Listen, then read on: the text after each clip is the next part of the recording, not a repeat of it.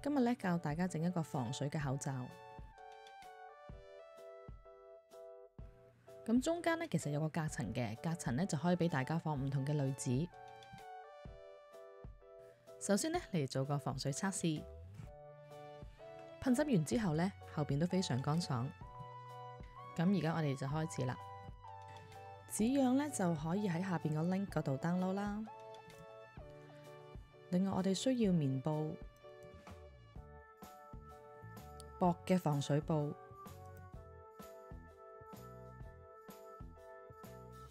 口罩帶、鐵線，同埋一啲用嚟夾住塊布嘅夾。首先呢，就將塊防水布對接，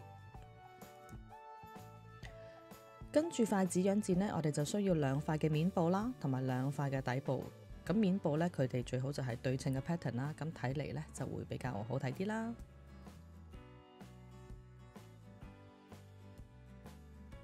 咁首先呢，我哋就車嗰個面布，我哋將兩塊面布呢就搭埋一齊，之後呢攞個夾夾住佢。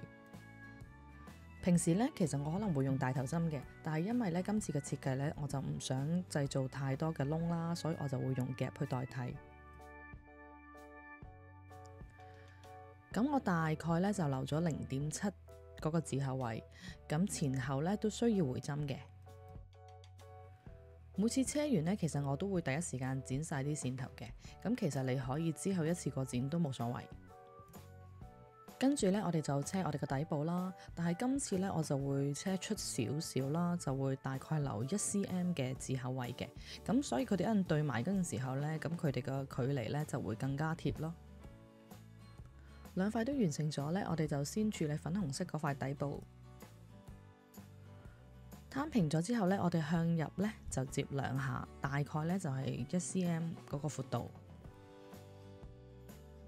你可以選擇用隻手指刮下佢，等佢有條線，一陣易車啲啦。又或者你用個夾夾住佢，再唔係呢，你想燙咗佢先，亦都得。跟住呢，我哋就喺上邊壓一條線啦，前後呢都記住要回針。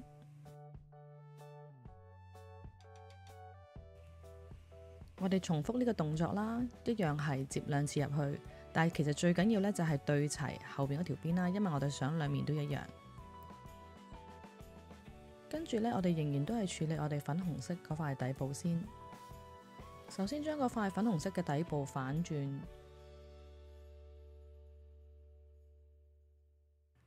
對翻啱嘅角度之後呢，我哋就將佢哋搭埋一齊啦。之後用個夾呢固定兩邊嘅中間。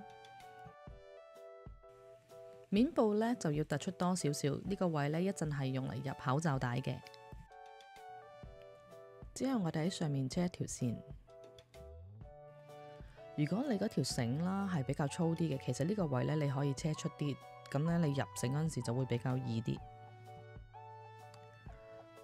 兩邊車完之後呢，一定要睇下係咪底部嗰個短啲，面部嗰個長啲。如果一樣長呢係錯嘅。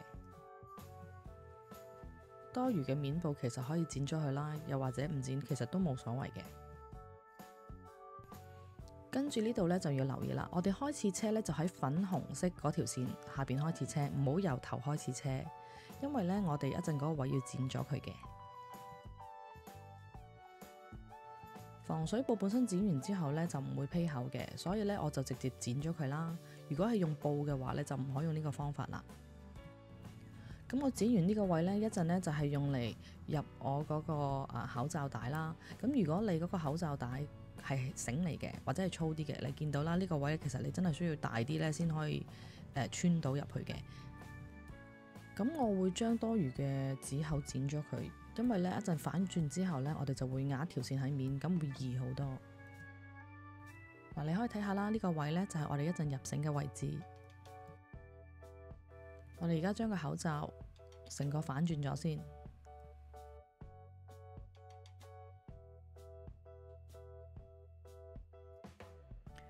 因為我暫時揾唔到更好嘅鐵線啦，所以呢，我暫時呢就用住呢啲蝴蝶鐵線頂住檔先，將條鐵線呢擺入去鼻梁嗰個位置啦，我就會用3隻夾夾住佢嘅，固定佢，跟住車嗰陣時咧就冇咁容易走位。車嗰陣時咧就要留意唔好太近條邊啦，大概留1cm 嘅闊度。特別去到鐵線嗰個位嗰陣時咧，記住摸清楚嗰條鐵線咧冇飛出嚟，你先好車過去。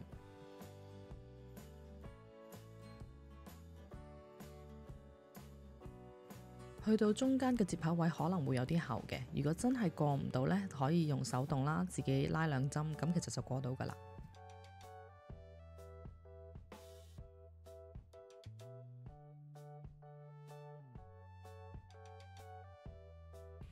咁另外嗰邊就簡單啲啦，因為佢冇鐵線嘅關係呢，你直接壓一條線呢就已經可以噶啦。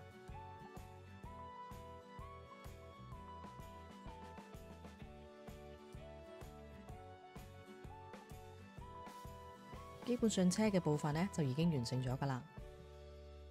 而家呢，我哋就將我哋嘅口罩帶加入喺我哋口罩入邊。因為每個人嘅面型唔一樣啦，我而家暫時呢就剪咗30cm 嘅長度。咁其實呢一個呢，大家可以自己調節嘅。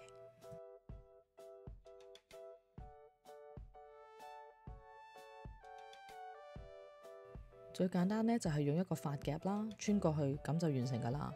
咁但係如果譬如你條繩係比較粗啲嘅，記住呢個位一定要開得大啲，如果唔係呢，就過唔到噶啦。跟住我哋就喺個尾度打個平結啦，咁呢個就可以調校自己嗰個闊度嘅。